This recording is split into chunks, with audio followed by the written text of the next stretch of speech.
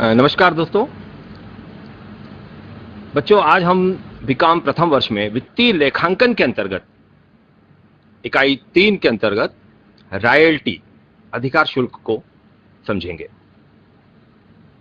आज और कल 2 दिन में पूरा प्रयास रहेगा हमारा कि इस महत्वपूर्ण इकाई को अंतर्गत जो अधिकार शुल्क का चैप्टर है ये आपको अच्छे से समझा सके और आपके मन में कोई भी प्रश्न, किसी भी प्रकार का कोई शक और कोई क्यूरियोसिटी हो तो आप निश्चित उसको अपने सत्र के अंत में रखें।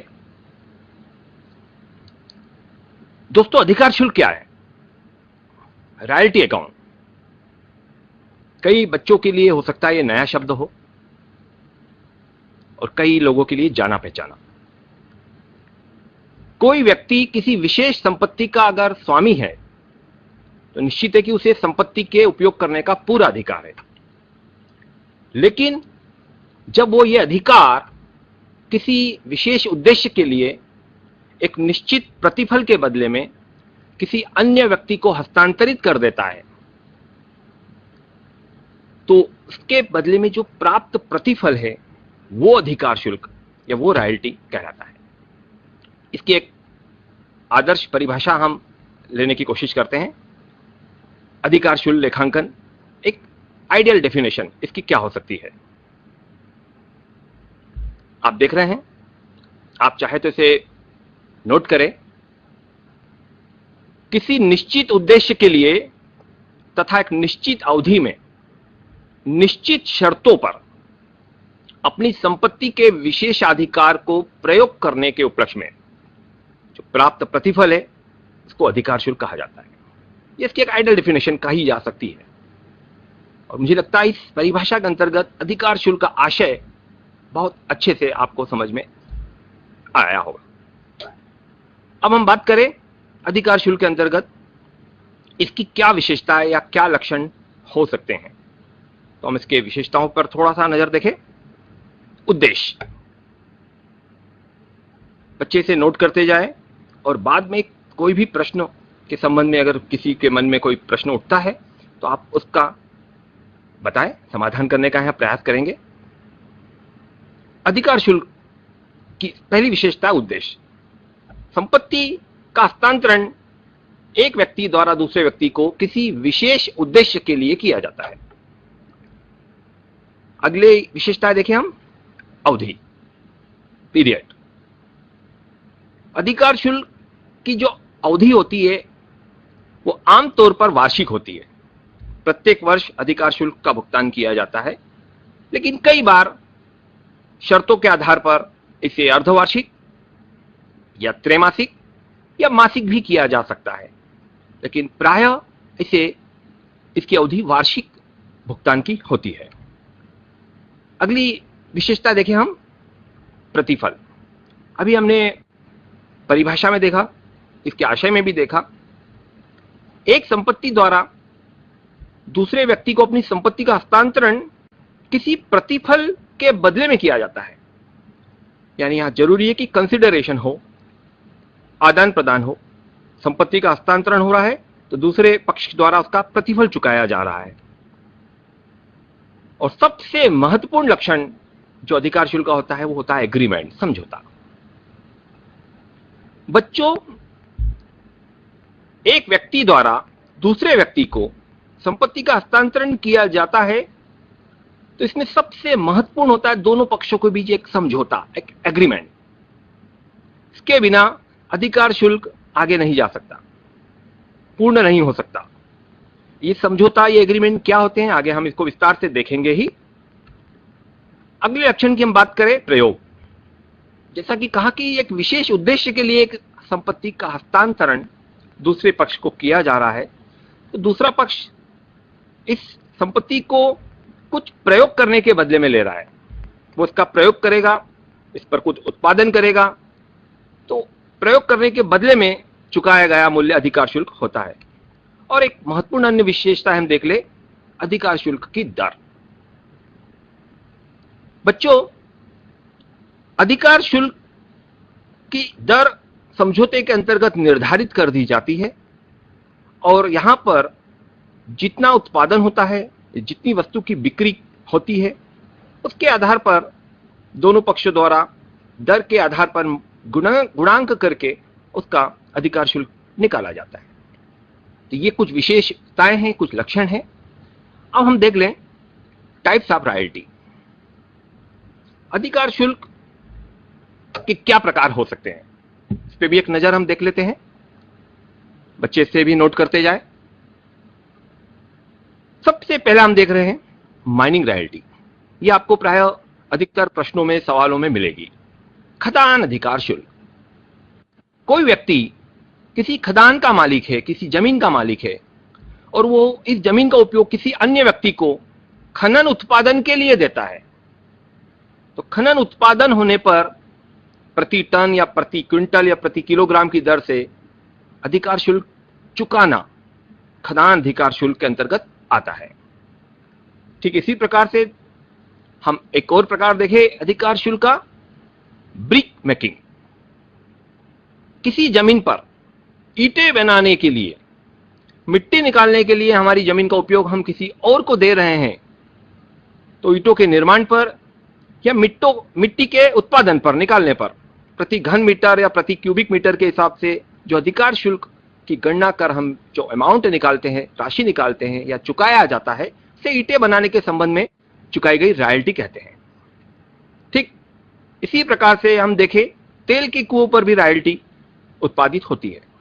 किसी व्यक्ति के पास जो जमीन है वहां पर कई तेल के कुएं हैं, उन तेल के कुओं को किसी अन्य व्यक्ति को उपयोग करने के लिए दिया गया है, और वहां से जितना तेल निकाला जा रहा है उस पर प्रति घन मीटर या प्रति क्विंटल की दर से अधिकार शुल्क से दर से गुणांक करके जो मालिक को चुकाया जाता है, वो तेल के कुएं पर अधिकार शुल्क कहलाता है। एक देख रहे हैं आप पेटेंट अधिकार शुल्क। ये पेटेंट अधिकार शुल्क किसी वस्तु का व्यक्ति ने खुद निर्माण किया या उसको बेचने के लिए किसी और को हस्तांतरण किया, तो वहां पर जो अधिकार शुल्क होता है वो पेटेंट अधिकार शुल्क कहलाता है। एक और इसका जो प्रकार है वो कॉपीराइट अधिकार शुल्क। किसी व्यक्ति द्वारा लिखी गई पुस्तक पर प्रकाशक कोई अधिकार शुल्क चुकाता है, क्योंकि प्रकाशक उसे छापने का अधिकार लेता है, उसे बेचने का अधिकार लेता है, तो लेखक को इसके बदले में जो प्रतिफल चुकाता है वो कॉपीराइट अधिकार शुल्क कहलाता है। और एक अन्य प्रकार हम देख ले उत्पादन पर अधिकार शुल्क। उत्पादन पर अधिकार शुल्क के अंतर्गत एक भारतीय कंपनी द्वारा किसी विदेशी कंपनी की सहायता से भारत में उत्पादन किया जा रहा है, और इस उत्पादन पर प्रति टन या प्रति क्विंटल की दर से जो अधिकार शुल्क विदेशी कंपनी को चुकाया जाता है वो उत्पादन पर अधिकार शुल्क कहलाता है। और अन्य जो भी शेष अधिकार शुल्क के प्रकार बचते हैं उसे हम अन्य अधिकार शुल्क के अंतर्गत कह सकते हैं। इसके अंतर्गत कोई मशीनों का उपयोग, कोई गुप्त मशीन जिसे हम सीक्रेट इंस्ट्रूमेंट कह सकते हैं, कोई तकनीकी नॉलेज, टेक्निकल नॉलेज, तकनीकी ज्ञान हमारा पास है, हम किसी और को उसको उपयोग करने के लिए दे रहे हैं, उस पर जो अधिकार शुल्क की गणना की जाती है उसे अन्य अधिकार शुल्क के अंतर्गत हम ले सकते हैं। अब हम देखते हैं कुछ टेक्निकल वर्ड्स, कुछ तकनीकी शब्द जिसका अधिकतर आपको उपयोग करना होगा और समझना होगा। कुछ टेक्निकल वर्ड्स हम देख लें, इन शब्दों का आशय समझ लें। अगर इन शब्दों का आशय आपने अच्छे से समझ लिया तो अधिकार शुल्क नाम का चैप्टर आपके दिमाग में बहुत ही आसान लगने लगेगा। आप देख रहे हैं सबसे पहला शब्द जिसका सबसे ज्यादा उपयोग यहां होता है वो होता है लैंडलॉर्ड और लेजर, भूस्वामी। वैसे तो आपने निश्चित तौर पर भूस्वामी का नाम कई बार सुना होगा। यहां पर भूस्वामी का आशय जो जमीन का मालिक है, जो पेटेंट का मालिक है, जो पुस्तक का लेखक है, उस सब भूस्वामी के अंतर्गत लैंडलॉर्ड की परिभाषा के अंतर्गत कहलाता है। और हमेशा भूस्वामी को अधिकार शुल्क प्राप्त होता है। क्या कह सकते हैं हम सरल शब्दों में कि अधिकार शुल्क प्राप्त करने वाला व्यक्ति भूस्वामी या पट्टादाता कहलाता है। निश्चित तौर पर इसकी विपक्षी पार्टी की अगर हम बात करें तो दूसरा जो सबसे टेक्निकल वर्ड आता है वो होता है लेजी या पट्टेदार। ये किराएदार की भांति होता है जो जमीन के उपयोग करने का अधिकार ले रहा है, जो किताब को छापने का और बेचने का अधिकार ले रहा है, जो पेटेंट को प्रयोग कर और बेचने का अधिकार ले रहा है और उस पर जो प्रतिफल स्वरूप अधिकार शुल्क चुकाता है भूस्वामी को, वो पट्टेदार कहलाता है। हम फिर सामान्य भाषा में इसे कह सकते हैं कि जो अधिकार शुल्क चुकाता है, देता है, वो पट्टेदार होता है। एक सबसे महत्वपूर्ण शब्द यहां पर आपको उपयोग में आएगा, न्यूनतम किराया, मिनिमम रेंट। दोस्तों, ये न्यूनतम किराया, इसे हम डेड रेंट या स्थिर किराया, मृत किराया भी कहते हैं।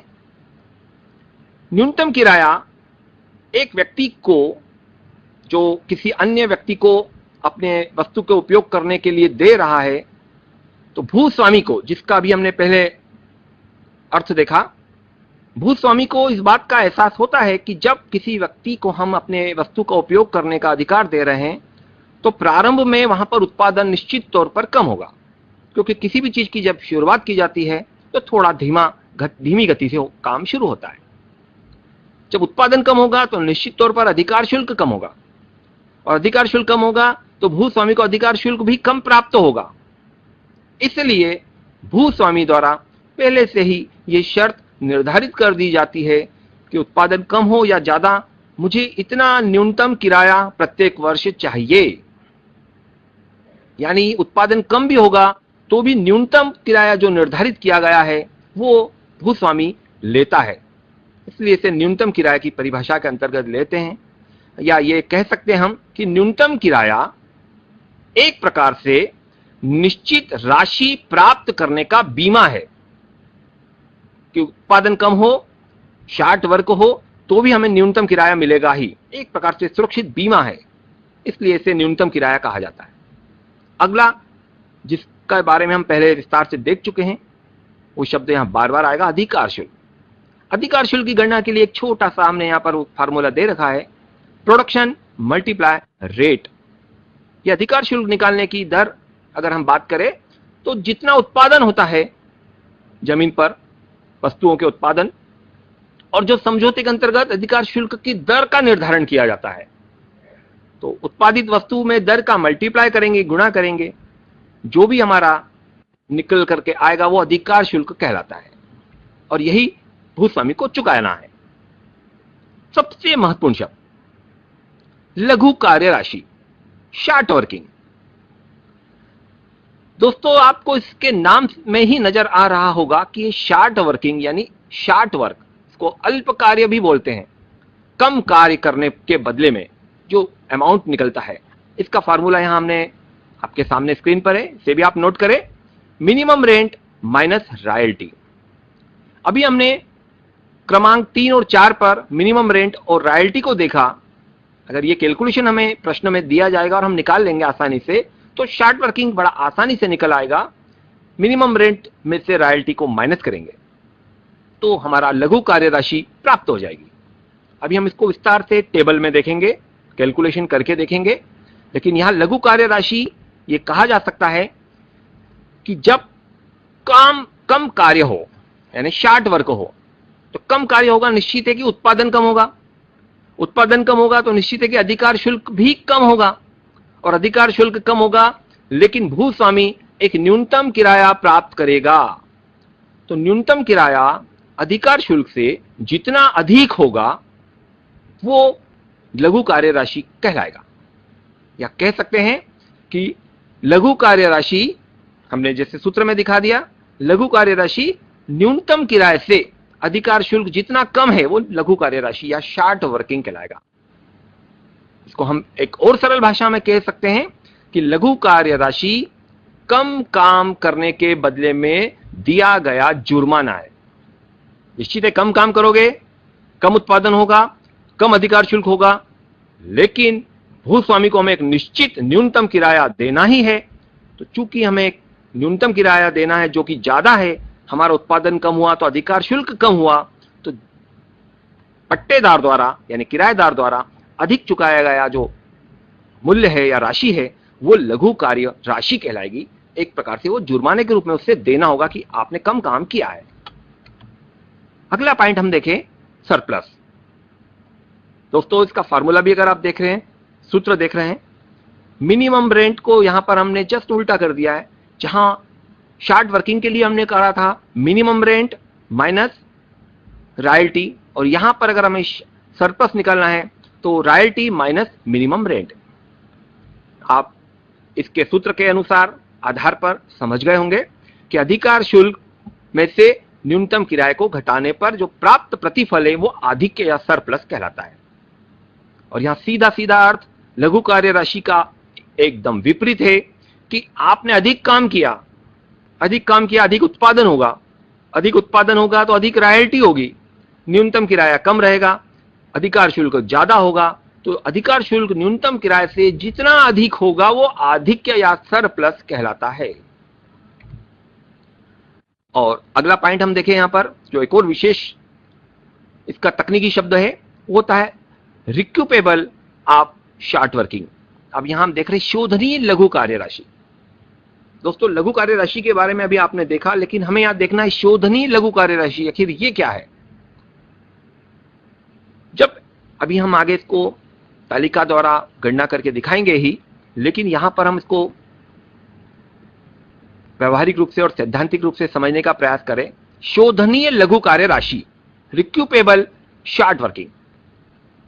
लघु कार्य राशि जब होती है यानी जब शार्ट वर्किंग होता है तो लघु कार्य राशि चूंकि कहा गया कि अधिक चुकाया गया एक प्रकार से जुर्माना है, तो किराएदार द्वारा यानी पट्टेदार द्वारा भूस्वामी से समझौते के अंतर्गत कुछ ऐसा समझौता निर्धारित कर लिया जाता है कि जो भी हमें शार्ट वर्किंग हो रही है उससे हम आगामी वर्षों में पूरा करने के लिए कुछ हमें अवधि दीजिए।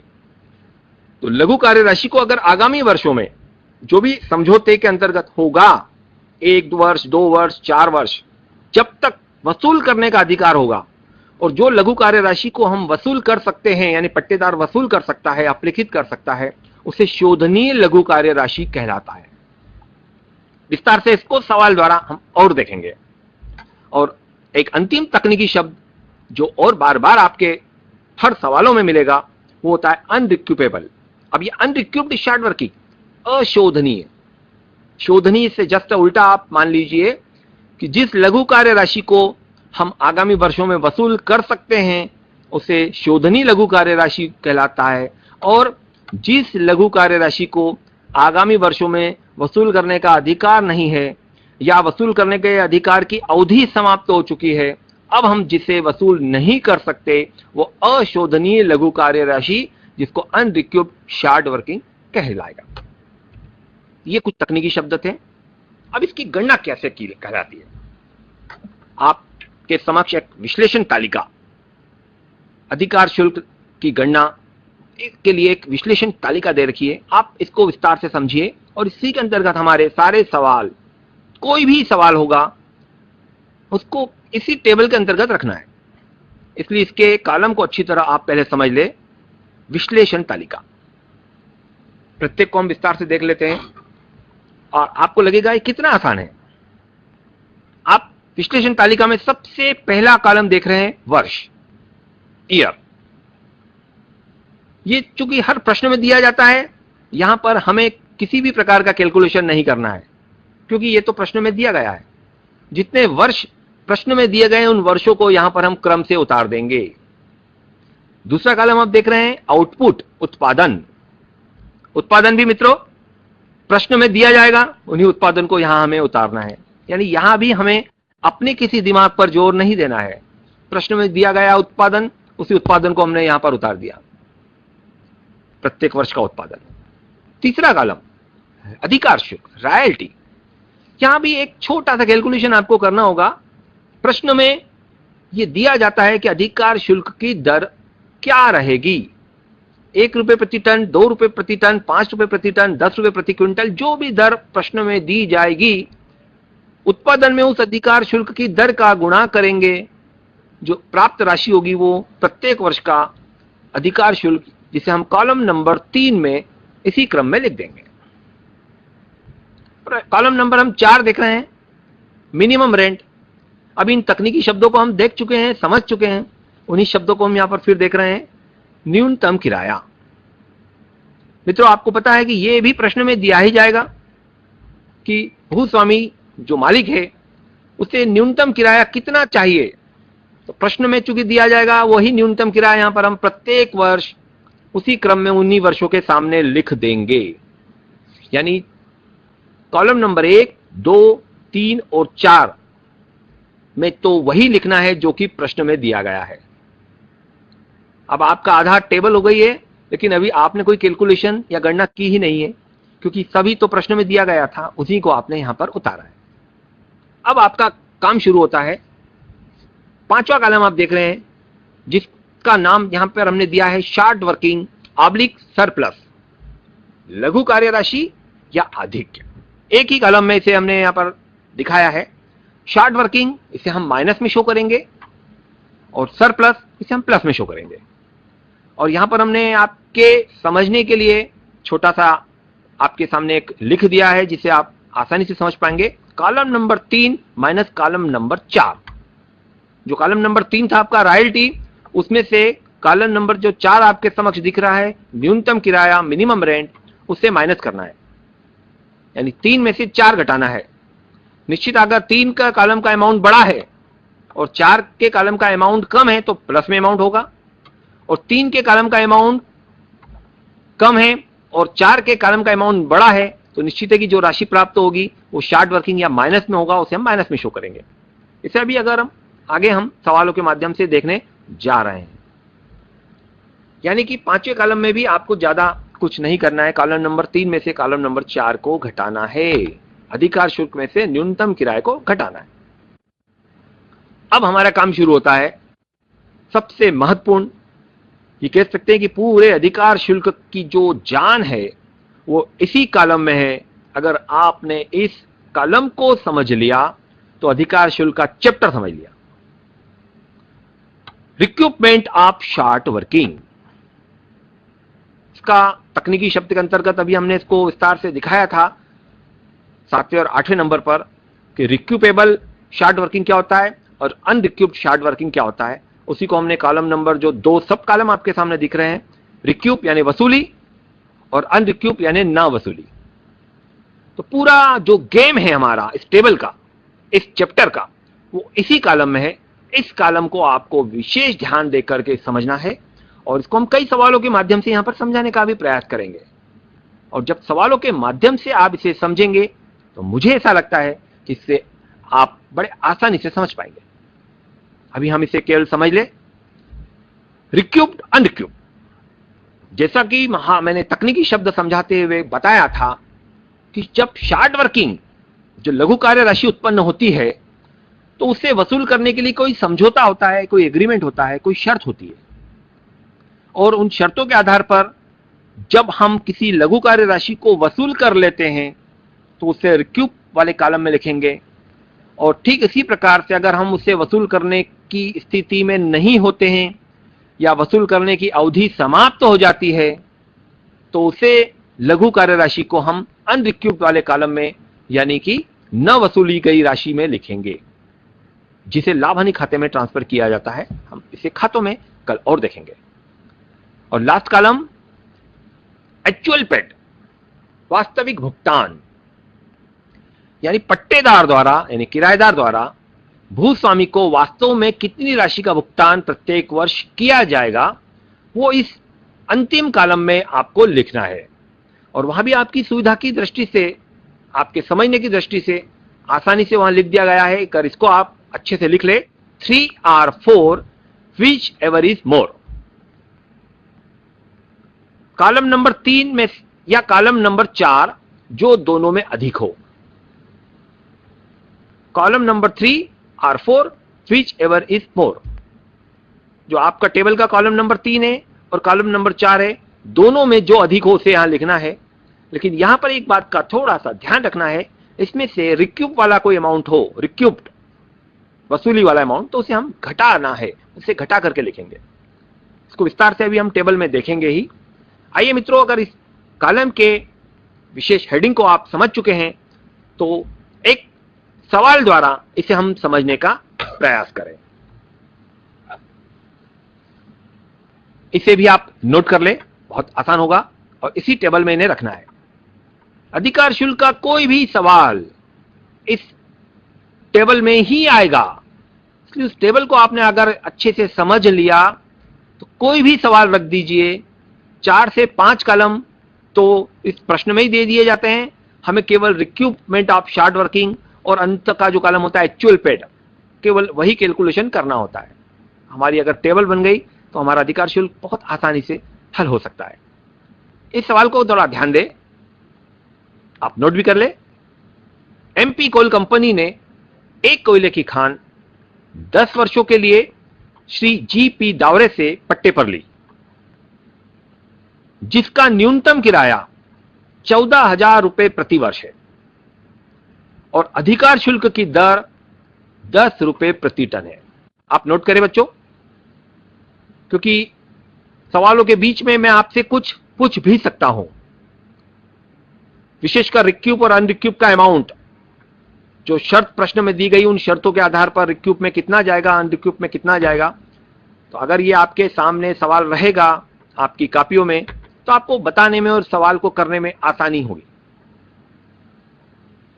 मेन पॉइंट इसका लिख लीजिए कि 10 वर्षों के लिए श्री जीपी दावरे से पट्टे पर लिया गया ये कोयले की खान, न्यूनतम किराया आप लिख लीजिए 14,000 रुपए प्रति वर्ष। शर्त एग्रीमेंट ऐसा होता है, देखिए अभी शर्त भी यहां लिखी हुई है, और अधिकार शुल्क की दर 10 रुपए प्रति टन। जितना भी उत्पादन होगा 10 रुपए से इसमें गुणा करना है, अधिकार शुल्क निकल के आ जाएगा। यह भी प्रश्न में दिया गया है। सबसे मुख्य जो बात होती है, जैसा कि मैं पहले 2-3 बार बता चुका हूं, वो होता है समझौता, एग्रीमेंट। अल्प कार्य राशि प्रथम 4 वर्षों में ही वसूल की जा सकती है। अब प्रथम 4 वर्षों में वसूल की जा सकती है, यानी हमने पट्टा लिया 2010 में, तो 2011, 2012 और 2013 तक अल्प कार्य यानी शार्ट वर्किंग यानी लघु कार्य राशि को वसूल करने का अधिकार यहां पर शर्त में दिया गया है। और 5 वर्षों का उत्पादन यहां दिया हुआ है। 2010 में 700 टन, 2011 में 1200 टन, 2012 में 1700 टन, 2013 में 1850 टन और 2014 में 2000 टन। आगे खाते बनाना है, जर्नल एंट्री बनाना है, उसको हम कल देखेंगे। आज हम इस टेबल को समझ ले, क्योंकि ये कैलकुलेशन हो गया तो सारी जर्नल एंट्री एक जैसी होती है, सारे खाते लगभग प्राय एक जैसे होते हैं। आपको ये टेबल समझना बड़ा जरूरी होगा, इसलिए हम आज पूरा फोकस, पूरा ध्यान आपको इस टेबल समझाने का करेंगे। इसको कैलकुलेशन कैसे करेंगे और कैसे इसको हम उन्हीं कॉलम में रखेंगे जो भी हमने विश्लेषण तालिका देखी थी। आइए वहां पर इसे हम देखें। यह है विश्लेषण तालिका। अभी अब आपके समक्ष सवाल था, सवाल हालांकि यहां पर फिर लिखा हुआ है आपके समक्ष, क्योंकि जैसा मैंने कहा सवाल में जो मुख्य बातें होती है वो सारी बातें टेबल में क्रमांक 4 और 5 नंबर के कॉलम में आ जाती है। अब आप देखेंगे प्रश्न में जो उत्पादन दिया है पहले 5 वर्षों का, उन पहले 5 वर्षों को यहां लिख दिया गया कॉलम नंबर 1 में। वर्ष 2010, 2011, 2012, 2013 और 2014। उत्पादन प्रश्न में इसी क्रम में दिया गया था, वही हमने यहां पर लिख दिया है। 700 टन, 1200 टन, 1700, 1850 और 2000 टन। अधिकार शुल्क की दर प्रश्न में दी जाती है, यहां पर आपने देखिए वहां पर लिखा है एट द रेट ऑफ 10 रुपए पर टन। हम ब्रैकेट में लिख दिया करेंगे कॉलम नंबर 3 में रॉयल्टी और जो अधिकार शुल्क की दर है, ताकि हर व्यक्ति को आसान हो जाए कि ये अमाउंट आप कहां से निकाल रहे हैं। चूंकि ये प्रश्न में दिया गया है 10 रुपए प्रति टन की दर अधिकार शुल्क की गणना करना है। 10 का गुणा कर दिया उत्पादन में, रॉयल्टी का हमने गुणांक बताया था फार्मूला अधिकार शुल्क के लिए, उत्पादन गुणित अधिकार शुल्क की दर। 700 टन में 10 रुपए प्रति टन से गुणांक किया, हमारा 7,000 रुपए अधिकार शुल्क निकल के आ गया। इसी प्रकार से 1200 उत्पादन था, 10 रुपए से गुणा किया तो 12,000 टन, 12,000 रुपए हमारा अधिकार शुल्क निकल आया। 17,000, 18,500 और 20,000 रुपए। मित्रों, कॉलम नंबर 3 में बड़ा आसानी से हमने निकाल लिया, केवल 10 रुपए से गुणा किया उत्पादन में, हमारी अधिकार शुल्क निकल के आ गया।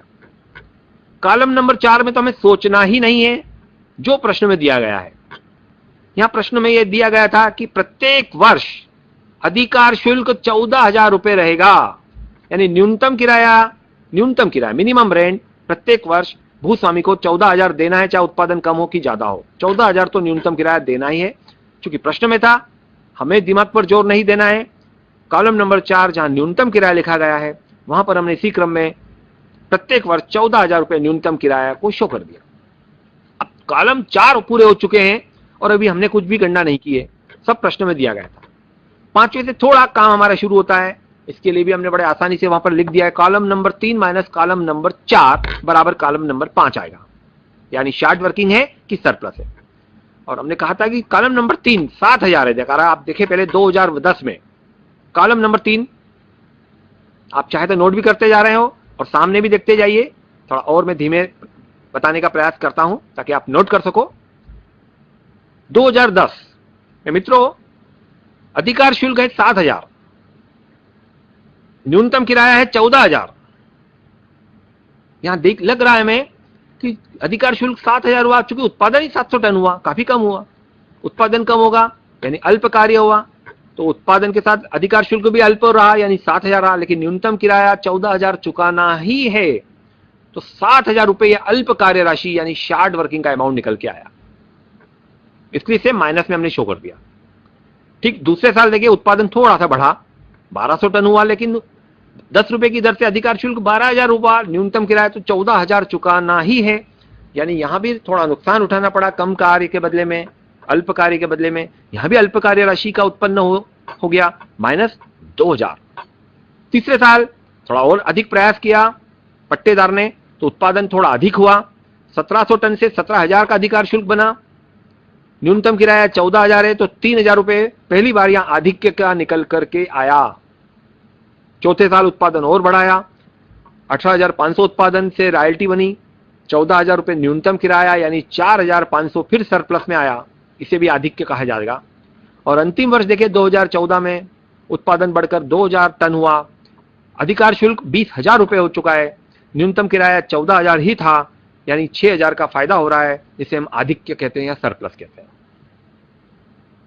तो ये तो कॉलम नंबर 3 में से कॉलम नंबर 4 को घटाया मात्र है।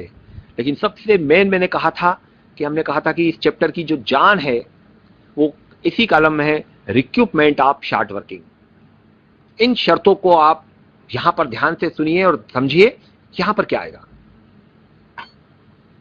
इस शर्त को अगर हम देखें तो वहां पर हम एक बार फिर से पीछे जाए, शर्त क्या थी जरा आप इस पर जरा देख लीजिए। कॉलम नंबर आप तीसरा लाइन देखिए, शर्त लिखिए, अल्प कार्य राशि प्रथम 4 वर्षों में ही वसूल की जा सकती है।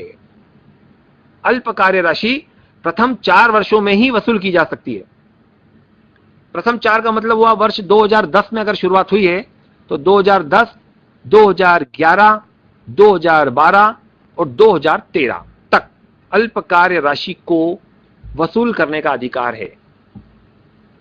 यानी अगर कोई हानि होती है पट्टेदार को तो वो रिक्वेस्ट करता है शर्त में, समझौते में कि सर जी मुझे कुछ नुकसान हुआ है, मेरा काम कम हुआ था, उत्पादन कम हुआ था, मैंने न्यूनतम किराया आपको दिया ही है, चूंकि मुझे ज्यादा आपको देना पड़ा क्योंकि मेरा उत्पादन से अधिकार शुल्क कम हुआ था, न्यूनतम किराया मुझे देना पड़ा, यानी मैं माइनस में हूं, लघु कार्य राशि उत्पन्न हो रही है। तो इससे आगामी कुछ वर्षों में जब मैं उत्पादन बढ़ाऊंगा और आधिक्य का अमाउंट प्राप्त होगा तो उसमें से मेरी लघु कार्य राशि यानी जो माइनस की राशि है उसे वसूल करने का कुछ अवधि का आप मुझे अधिकार दे दीजिए। तो यहां पर जो प्रश्न में समझौते के अंतर्गत अधिकार दिया गया है वो दिया गया है पट्टे के प्रथम 4 वर्ष। एंड भूस्वामी ने कह दिया है कि पट्टे का प्रथम 4 वर्ष 2013 होता है। 2013 तक आपको जितना भी नुकसान होता है लघु कार्य राशि के माध्यम से, आप इतना उत्पादन बढ़ाओ 2013 तक कि आप सरप्लस में आ जाओ, आधिक्य में आ जाओ और उस आधिक्य में से अपनी लघु कार्य राशि को वसूल कर लो। तो आप यहां देख रहे हैं पहले वर्ष तो चूंकि हम लघु कार्य राशि में तो न कोई राशि वसूल करेंगे न वसूल कर पाएंगे, रिक्यूब अनरिक्यूब में डैश कर देंगे। दूसरे साल भी देख रहे हैं चूंकि माइनस में ही है, आधिक्य की राशि नहीं है, तो इस माइनस की राशि को तो आधिक्य में से वसूल किया जाता है। आधिक्य है ही नहीं, अतः यहां भी रिक्यूब और अनरिक्यूब में कुछ अमाउंट नहीं आएगा। लेकिन हम तीसरे वर्ष देख रहे हैं बच्चों, यहां विषय समझिएगा आप लोग, यहां ध्यान रखिए, यहां फोकस कीजिए। तीसरे वर्ष उत्पादन बढ़ा, रॉयल्टी बढ़ी, रॉयल्टी बढ़ी, न्यूनतम किराया कम हो गया, तो अधिक हुआ 3000 का। लेकिन हम देख रहे हैं कि पहले वर्ष 7000 और दूसरे वर्ष 2000, यानी कुल 9000 रुपए का अल्प कार्य राशि पट्टेदार के लिए है, जो वो अपनी जेब से, अपने पॉकेट से, यानी अधिकार शुल्क से ज्यादा अमाउंट 9000 रुपए का वो भूस्वामी को दे चुका है। तो 9000 रुपए को वो कह रहा है कि साहब, पट्टेदार से कहता है, मालिक से कह रहा है पट्टेदार कि आप इसे जब आधिक्य हो रहा है तो उसे मुझे वसूल करने का कुछ टाइम दीजिए। तो चूंकि तीसरे वर्ष वसूल करने का अधिकार है, हम देख रहे हैं कि तीसरे वर्ष अधिकार शुल्क 17000 का है, लेकिन न्यूनतम किराया 14000 का है। तो यहां पर 3000 रुपए का चूंकि आधिक्य प्राप्त हुआ, ये 3000 रुपए का जब आधिक्य प्राप्त हुआ तो इसे वसूल करने का अधिकार चूंकि हमारे पास है, क्योंकि हमारे पास 4 वर्ष की अवधि है और ये तीसरा ही वर्ष हो रहा है। 3000 रुपए को देखिए आप टेबल पर देख रहे हैं, वसूल कर लिया गया। और चूंकि चौथा एक वर्ष और था, चौथे वर्ष भी इसी प्रकार से हम 4500 रुपए आधिक्य प्राप्त कर रहे हैं, तो 4500 रुपए चौथे वर्ष और वसूल कर लिया गया। अब आप देख रहे हैं दोस्तों कि 4 वर्षों में कुल हमें लघु कार्य राशि है 7000 और 2000, यानी 9000 रुपए, और हम वसूल कर पाए 3000 और 4500, यानी कि टोटल 7500 रुपए। 9000 रुपए की अल्प कार्य राशि में से 7500 रुपए को वसूल किया जा पाया है, और हमारी जो 4 वर्ष की अवधि है, प्रथम 4 वर्षों की, वो समाप्त हो गई है। इसके बाद हम देख रहे हैं कि हम 6000 रुपए प्लस में हैं, लेकिन हमारी जो शर्त थी, जो समझौता था, जो एग्रीमेंट था, उसके अनुसार वसूल करने की अवधि समाप्त हो चुकी है। चूंकि अवधि समाप्त हो गई, तो 9000 में से 7500 को घटाने पर जो 1500 रुपए की राशि बच गई, जिसे अब अशोधनीय लघु कार्य राशि, जो हमने टेक्निकल वर्ड आखिरी का देखा था, वो यहां पर आपको और क्लियर होगा, उससे हम कभी वसूल नहीं कर पाएंगे, उससे हम अनरिक्यूब, न वसूल की गई राशि में वाले कॉलम में डाल देंगे। ये बातें क्लियर हुई होगी बच्चों। और अंत में चाहे हम प्लस में जा रहे हो 6000, लेकिन चूंकि समझौते के अंतर्गत लघु कार्य राशि को वसूल करने की अवधि समाप्त हो चुकी है, इसलिए यहां पर रिक्यूब और अनरिक्यूब में इसका कोई प्रभाव नहीं पड़ेगा। हम 6000 प्लस में हो कि 60000 भी प्लस में हो। और सबसे अंतिम कॉलम मित्रों, कहा गया था कि कॉलम नंबर 3 या 4 जो दोनों में अधिक हो, यह वास्तव में भुगतान किया जाएगा भूस्वामी द्वारा, भूस्वामी को पट्टेदार द्वारा। तो आप देख रहे हैं कॉलम नंबर पहले साल 7000 कॉलम नंबर 3 में, और न्यूनतम किराया 14000, चूंकि अधिकार शुल्क कम है और न्यूनतम किराया ज्यादा है, 14000 रुपए ज्यादा है, जो ज्यादा है वो भुगतान किया जाएगा। 14000 एक्चुअल पेड में दिख रहा है। दूसरे वर्ष देखिए आप, 12000 का अधिकार शुल्क है कॉलम नंबर 3, 14000 का न्यूनतम किराया है कॉलम नंबर 4, 12000 या 4000 दोनों में अधिक क्या है? 14000। 14000 एक्चुअल पेड वास्तव में भुगतान कर दिया गया। तीसरे वर्ष आप देखिए 17000 और 14000, अधिक क्या दिख रहा है दोस्तों? 17000। लेकिन 17000 में से मैंने कहा था जो वास्तव में वसूल की गई राशि है रिक्यूब वाली, उसे घटाना है आपको। 17000 और 14000 में से अगर आपने 17000 को घटा दिया, 17000 में से 3000 जो वसूल की गई राशि है उससे अगर आपने घटा दिया, तो वास्तविक भुगतान 14000 का ही होगा। यानी पट्टेदार द्वारा भूस्वामी को 14000 का भुगतान तो किया ही जाएगा। चौथे वर्ष भी हम देख रहे हैं, हमारा अधिकार शुल्क कॉलम नंबर 3 में देख रहे हैं 18500 है, लेकिन न्यूनतम किराया 14000 था। यहां देखा जाए तो मालिक 18500 जो ज्यादा है वो मांगता है, वो कह रहा है कि 18500 चाहिए, लेकिन वसूल करने की अवधि के अनुसार चौथे वर्ष भी वसूल करने के लिए लघु कार्य राशि को अवधि बची हुई थी। 4500 रुपए वसूल की गई राशि घटा देंगे 18500 में से, तो यहां भी न्यूनतम किराया का वास्तविक भुगतान जो हुआ वो 14000 रुपए भूस्वामी को प्राप्त होगा। और अंतिम वर्ष अधिकार शुल्क 20000, न्यूनतम किराया 14000, जो दोनों में ज्यादा है, तो यहां भूस्वामी पहली बार लाभ में जा रहा है, क्योंकि उसे वास्तव में 20000 रुपए का भुगतान किया जाएगा पट्टेदार द्वारा, क्योंकि यहां पर वसूली की अवधि समाप्त हो चुकी है। तो 20000 और 14000 जो दोनों में अधिक है, 20000 रुपए यहां पर वास्तविक भुगतान किया गया। तो दोस्तों ये टेबल है आपका, मैंने जैसे कहा शार्ट वर्किंग, आप जो रिक्रूटमेंट ऑफ शार्ट वर्किंग है उस कॉलम को आपको विशेष ध्यान देना है। हो सकता है ये पहला प्रश्न था, एक और प्रश्न के माध्यम से इसे अगर हम समझेंगे तो शायद और आसानी से समझ में आएगा। हम एक और सवाल देखते हैं, आप इसे भी नोट कर ले, जो मुख्य बातें हैं इन सवाल की।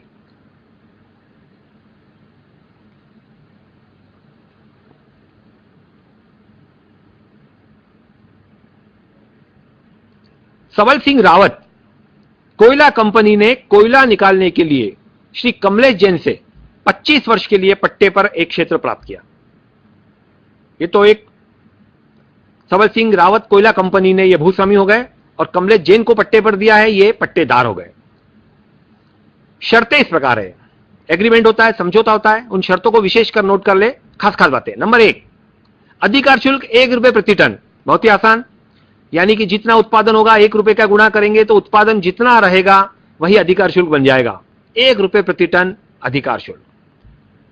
दूसरी शर्त देखें, न्यूनतम किराया उत्पादन प्रारंभ होने तक तो 2000 रुपए प्रति वर्ष होगा और उसके बाद 4000 रुपए प्रति वर्ष हो जाएगा। यहां थोड़ा सा शर्त में बदलाव किया गया है, इस पर आप विशेष ध्यान दें। जब तक उत्पादन प्रारंभ नहीं होगा तो भूस्वामी द्वारा एक प्रकार से छूट दे दी गई है पट्टेदार को कि ये आपने जमीन किराए पर ले ली है, लेकिन जब तक आप उत्पादन प्रारंभ नहीं करोगे आप हमें 2000 रुपए वार्षिक किराया देना। लेकिन जिस दिन से आपने इस पर उत्पादन प्रारंभ कर दिया हमारी जमीन पर, तो 4000 रुपए वार्षिक हम न्यूनतम किराया वसूल करेंगे।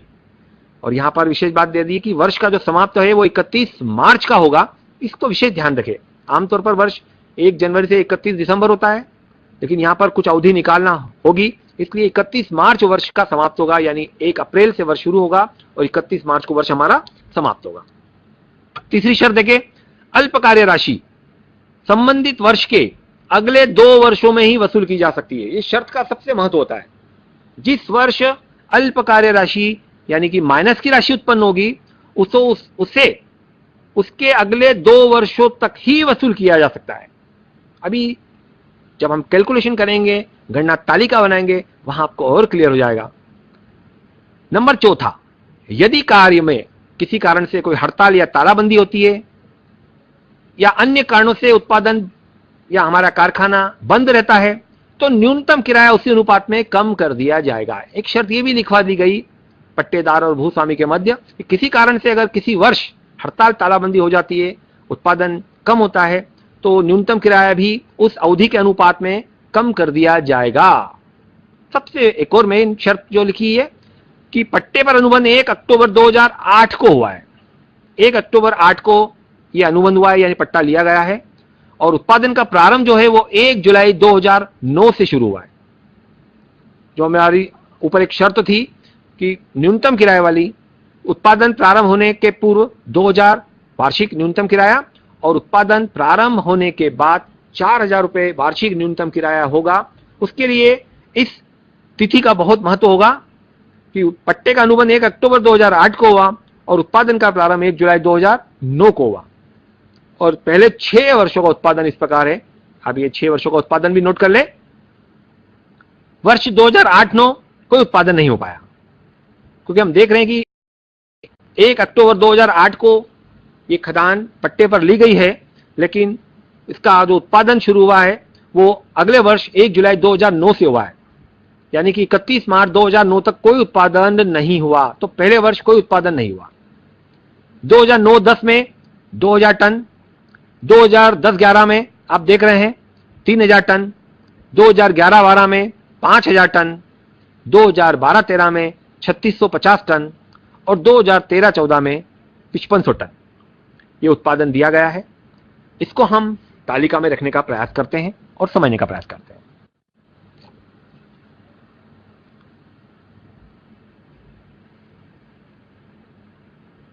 ये आपकी गणना टेबल है आपके समक्ष।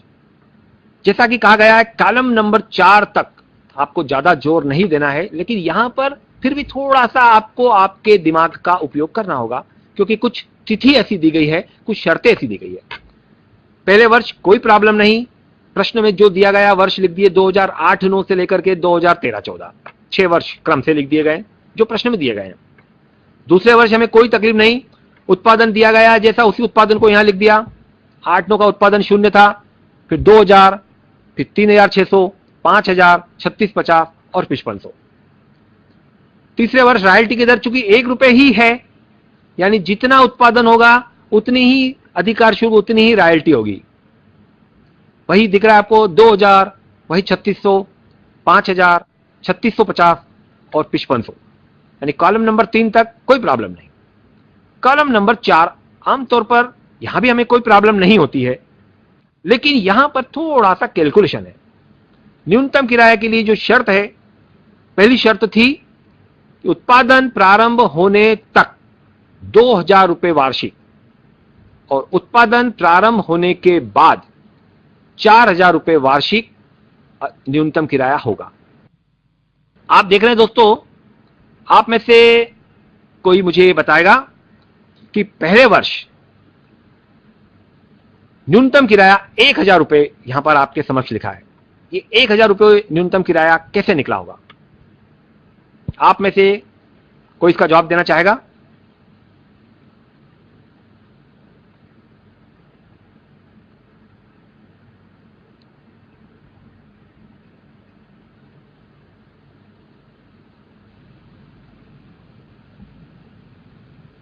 चूंकि 2000 वार्षिक है अधिकार शुल्क के अंतर्गत न्यूनतम किराया उत्पादन प्रारंभ होने के पूर्व, लेकिन यहां पर हम देख रहे हैं न्यूनतम किराया हमारा 1000 रुपए लिखा है 2008-9 में।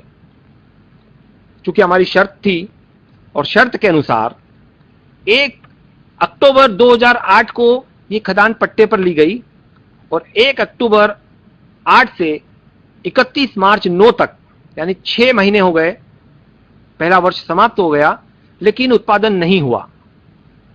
तो चूंकि 2000 रुपए वार्षिक अधिकार शुल्क है, 6 माह ही हुए पहले वर्ष, तो हमारा जो न्यूनतम किराया होगा वो 2000 से जस्ट 6 महीने का, यानी 6/12 कैलकुलेशन करेंगे, 1000 रुपए हमारा न्यूनतम किराया हो रहा है। अगर हम दूसरे वर्ष की बात करें तो दूसरे वर्ष आप देख रहे हैं कि हमारा जो न्यूनतम किराया है 3500 हो रहा है 2009-10 में, 3500 रुपए। चूंकि 9-10 की अगर हम बात करें तो 1 अप्रैल 2009 से 1 जुलाई 2009 तक, यानी पहले प्रारंभ के 3 महीनों में उत्पादन नहीं हुआ है, और उत्पादन जब नहीं होता है तो न्यूनतम किराया 2000 रुपए वार्षिक है। 2000 वार्षिक है, अगर 3 महीने का हम निकालेंगे तो ये 500 रुपए होता है। 2000 का 3/12 करेंगे, 3 महीने का हमारा न्यूनतम किराया 500 रुपए हुआ। ठीक इसी प्रकार से 1 जुलाई 9 से 31 मार्च 10 तक, यानी उत्पादन 9 महीने हुआ, तो 9 महीने का उत्पादन होने पर न्यूनतम किराया 4000 रुपए वार्षिक होता है। और 4000 रुपए वार्षिक यानी 12 महीने का अगर 4000 रुपए न्यूनतम किराया है, तो 9 महीने का किराया, न्यूनतम किराया कितना होगा? 9/12 करेंगे 3000 रुपए। तो 3000 रुपए न्यूनतम किराया इन 9 महीनों का, और पहले 3 महीनों का किराया हमने निकाला था वो 500 रुपए था जब उत्पादन नहीं हुआ था प्रारंभ, यानी 500 रुपए और 3000 रुपए, टोटल न्यूनतम किराया हमारा हुआ 3500 रुपए। उसके बाद चूंकि उत्पादन प्रारंभ हो चुका है तो हमें ज्यादा समझने की जरूरत नहीं, ज्यादा दिमाग पर जोर देने की जरूरत नहीं। जैसा प्रश्न में लिखा है 4000 रुपए वार्षिक न्यूनतम किराया होगा, हमने प्रत्येक वर्ष न्यूनतम किराया 4000, 4000, 4000 लिखा। लेकिन आप एक और इसमें देख रहे हैं कि 2012-13 में, जिसको हम पिछली बार सबसे टेबल जो हमारी थी उसमें आखिरी की लाइन को आपने थोड़ा ध्यान नहीं दिया, 1 जनवरी 13 से 15 फरवरी 2013 तक हड़ताल रही, यानी कि 1 जनवरी से 15 फरवरी 13 तक, यानी 1.5 महीने हड़ताल रही है। और हड़ताल अगर होती है, किसी समय स्ट्राइक होती है, तो शर्त थी कि जिस भी अवधि में हड़ताल हो या तालाबंदी हो, उसने अनुपात में न्यूनतम किराए को कम कर दिया जाएगा। तो यहां आप देख रहे हैं हमारे 2012-13 में जो हड़ताल की अवधि थी 1.5 महीने, 4000 रुपए अगर वार्षिक है, इससे अगर हमने 1.5 महीने की न्यूनतम किराया निकाला तो 1.5 महीने का अधिकार शुल्क जो न्यूनतम किराया निकलता है वो होता है 500 रुपए। 1.5 डिवाइडेड बाय 12, 12 महीने का 4000, तो 1.5 महीने का होता है 500 रुपए। ये 500 रुपए न्यूनतम किराया कम कर दिया, चूंकि अवधि 1.5 महीने की ऐसी थी जो हड़ताल था, तो न्यूनतम किराया भी भूस्वामी द्वारा कम कर दिया गया। यानी कि यहां पर न्यूनतम किराया 4,000 में से अगर 500 घटा दिया जाता है, 3,500 रुपये न्यूनतम किराया हुआ, और अंतिम वर्ष फिर न्यूनतम किराया 4,000 रुपये वार्षिक। कुछ यहां पर कैलकुलेशन स्पेशल था जो कि पहले सवाल में नहीं था। अगर किसी को समझ में नहीं आएगा, कल इसी चैप्टर को हम आगे भी बढ़ाएंगे, क्योंकि हमारे पास एक सीमित अवधि है, सीमित समय है।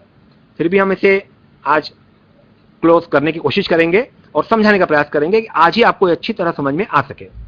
सबसे मेन कॉलम पर हम पहुंचते हैं, short working hour surplus. Column number 3 में से कॉलम नंबर 4 घटाना है। दोस्तों अभी मैंने बताया था 3 में से चौथे कॉलम को घटाना है, तो यहां भी हमें कुछ कैलकुलेशन ज्यादा नहीं करना है। कॉलम में मैंने टेबल में स्पष्ट लिखा हुआ है 3 - 4। आप देख रहे हैं रॉयल्टी में से न्यूनतम किराया जो मिनिमम रेंट है उसको माइनस कीजिए।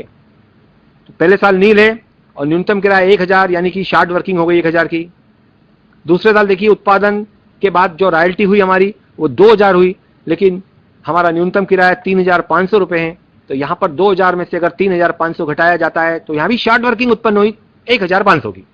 तीसरे वर्ष भी शार्ट वर्किंग होती है 400 रुपए की। चौथे वर्ष से हम थोड़ा उत्पादन बढ़ाते हैं तो हम सरप्लस में आए। चौथे वर्ष 1,000, पांचवें वर्ष 150, चूंकि स्ट्राइक हुई थी तो ज्यादा उत्पादन नहीं हो पाया और यहां पर भी अधिक केवल 150 रुपए मात्र का हुआ। और आखिरी वर्ष छठे वर्ष 1,500 रुपए अधिक का हुआ। यहां पर सबसे मुख्य बात जो column recruitment of short working है, लघु कार्य राशि की वसूल के लिए वसूली और न वसूली वाला कॉलम, जिसका मैंने कहा था कि अधिकार शुल्क की पूरी जान जो है वो इस कॉलम में है। शर्त को ध्यान रखिए, फिर से हम एक बार उन शर्तों को देख ले। लघु कार्य राशि को वसूल करने की शर्त क्या थी? कॉलम यहां पर देखिए आप, शर्त नंबर 3, अल्प कार्य राशि संबंधित वर्ष के अगले 2 वर्षों में ही वसूल कर पाएंगे। जिस वर्ष लघु कार्य राशि यानी शार्ट वर्किंग होता है उससे अगले 2 वर्षों में, अब अगले 2 वर्षों में कर रहे हैं। आप देखें यहां पर पहले साल 1,000 रुपए की अल्प कार्य राशि है, दूसरे वर्ष 1,500 रुपए की अल्प कार्य राशि है, लेकिन जो 1,000 रुपए की अल्प कार्य राशि उसका अगले 2 वर्ष, तो 2008-9 का अगला 2 वर्ष होता है 2010-11। 2010-11 तक क्या इसे हम वसूल कर पा रहे हैं? क्या नहीं कर पा रहे हैं दोस्तों। आप देख रहे हैं कि 2010-11 में भी हम -400 है, यानी शार्ट वर्किंग 400 रुपए की है। चूंकि सरप्लस नहीं है, हम पहले साल की लघु कार्य राशि को वसूल नहीं कर पाएंगे। अतः पहले साल की वसूल नहीं कर पाएंगे तो उसको न वसूली की राशि जो वाला जो कॉलम है, जिसको हम अनरिक्यूब्ड वाला कॉलम कहते हैं, 1,000 रुपए डाल दिया गया। और इससे जब खाते बनाएंगे तो लाभानी खाते में हस्तांतरण करते हैं। कल से हम विस्तार से और देखेंगे। दूसरे वर्ष की हम अधिकार शुल्क के बाद जो हमारी लघु कार्य राशि निकली उसे देखें। 1,500 रुपए की लघु कार्य राशि उत्पन्न हो रही है दूसरे वर्ष यानी 2009 और 10 में। इससे हम अगले 2 वर्ष यानी 2010-11 और 2011-12 तक वसूल कर सकते हैं। हम देख रहे हैं दोस्तों कि यहाँ जो हमारा 2011-12 है वहां पर हम 1,000 रुपए सरप्लस में है, लेकिन हमें वसूल करना है 1,500 रुपए। तो 1,500 रुपए की अवधि समाप्त हो रही है, उसके 2 वर्ष समाप्त होने जा रहे हैं, लेकिन हमारे पास आधिक्य की राशि केवल 1,000 है। 1,000 हम वसूल कर लेंगे और 1,500 में से अगर 1,000 वसूल की गई राशि है, 500 रुपए को वसूल करने का अवधि हमारे पास समाप्त हो चुकी है, यानी उसका अधिकार अब पट्टेदार के पास नहीं रहेगा, तो उसे हम अनरिक्यूब यानी न वसूल की गई राशि में डाल देंगे। हम देख रहे हैं तीसरे वर्ष हमारे पास लघु कार्य राशि 400 रुपए की थी। इसके अगले 2 वर्ष की अगर हम बात करें तो 2012-13 तक हम इसे वसूल कर सकते हैं। लेकिन मित्रों यहां देख रहे हैं कि हड़ताल होने के कारण उत्पादन कम हुआ तो अधिकार शुल्क भी कम हुआ, फिर भी आधिक्य की राशि 150 है। हमें वसूल करने का जो अमाउंट है वो है 400। इसकी अवधि यहां समाप्त हो रही है। 150 रुपए ही चूंकि आधिक्य की राशि है, आधिक्य में से केवल 150 रुपए हम वसूल कर पाएंगे। 400 रुपए में से अगर 150 को वसूल किया गया में लिख दिया गया तो बाकी जो 250 रुपए बचे वो हम कभी वसूल नहीं कर पाएंगे, चूंकि वो अवधि हमारे लिए समाप्त हो चुकी है। तो 250 को हम अनरिक्यूब वाले कॉलम में डाल देंगे। और इसके बाद चाहे उत्पादन कितना अधिक हो, अधिकार शुल्क अधिक हो, आधिक्य की राशि भी कितनी हो, चूंकि हमारे पास अवधि समाप्त हो गई है लघु कार्य राशि को वसूल करने की, तो अब हम लघु कार्य राशि को वसूल आगे नहीं कर पाएंगे। आखिरी में हम देख रहे हैं सबसे आखिरी कॉलम जो हमारा मुख्य होता है वो होता है एक्चुअल पेड, वास्तव में कितना भुगतान किया गया। चूंकि कॉलम में स्पष्ट था, कॉलम नंबर 3 और 4 विच एवर इज मोर। जो कॉलम नंबर 3 और 4 है उसमें जो अधिक की अमाउंट होता है उसे यहां लिखते हैं, लेकिन उसमें से जो रिक्यूप वाला कॉलम होता है, यानी जितनी राशि वसूल की गई है उसे हम घटा देंगे। घटाने के बाद जो राशि बचेगी वही राशि वास्तव में भूस्वामी को भुगतान की जाएगी। पहले कॉलम में हम देख रहे हैं 1000 रुपए लिखा है, चूंकि यहां पर अधिकार शुल्क उत्पन्न नहीं हुआ और न्यूनतम किराया 1000 था, 1000 का वास्तव में भुगतान कर दिया गया। दूसरे वर्ष हम देख रहे हैं 3500 रुपए न्यूनतम किराया अधिक है, कॉलम नंबर 4 का 3500 रुपए का वास्तव में भुगतान किया गया। तीसरे वर्ष हम देख रहे हैं कि 3600 और 4000 में 4000 रुपए की आधिक्य की राशि है, जो दोनों में ज्यादा है 4000, वास्तव में 4000 का भुगतान भूस्वामी को कर दिया गया। हम अगले वर्ष देख रहे हैं 1000 रुपए का हमारे पास सरप्लस है, यानी 5000 और 4000 जो दोनों में अधिक है। तो हम देख रहे हैं कि यहां पर अब अधिकार शुल्क 5000 है, लेकिन रिक्यूप वाला अमाउंट 1000 का है, उसे हम घटा देंगे तो वास्तव में भूस्वामी को 4000 का ही भुगतान किया जाएगा। पांचवें वर्ष हम देख रहे हैं 3650 और 3500 अधिक की, जो अगर हम बात करें तो 3650 रुपए की राशि ज्यादा है, लेकिन इसमें 150 रुपए की राशि वसूल कर ली गई है, उससे भी अगर हम घटा देंगे तो वास्तविक भुगतान यहां पर 3500 रुपए का ही होगा। और अंत का जो आखिरी वर्ष हम देख रहे हैं कि उसमें 5500 रुपए हमारा अधिकार शुल्क हो रहा है, लेकिन न्यूनतम किराया 4000 का है, जो दोनों में ज्यादा है, ज्यादा 5500 है। चूंकि वसूली राशि और न वसूली राशि का कोई यहां पर रोल नहीं है, इसलिए वास्तविक भुगतान वो किया जाएगा जो दोनों में अधिक है। तो 5500 रुपए की राशि का वास्तव में भूस्वामी को भुगतान किया जाएगा। इसको कल हम आगे विस्तार से और देखेंगे, कई सवालों के माध्यम से आपसे पूछेंगे। चूंकि एक सीमित समय हमारे पास है, हमारी अवधि समाप्त हो रही है। उम्मीद करता हूं कि आप लोगों को ये चैप्टर की जो शुरुआत थी, जो टेक्निकल शब्द थे और जो टेबल द्वारा समझाने का प्रयास था, वो सफल रहा होगा, आपको समझ में आया होगा। चूंकि आज समय कम रहा, आपसे मैं कुछ प्रश्न नहीं कर पाया। आप इसे कल विस्तार से थोड़ा देखिएगा, समझिएगा, और आपके मन में कोई भी प्रश्न इस चैप्टर से संबंधित हो तो कल हम उस पर और विस्तार से चर्चा करेंगे और उस प्रश्नों का समाधान करने का प्रयास करेंगे। आप सबने ध्यान से सुना, इसके लिए बहुत बहुत धन्यवाद। नमस्कार दोस्तों।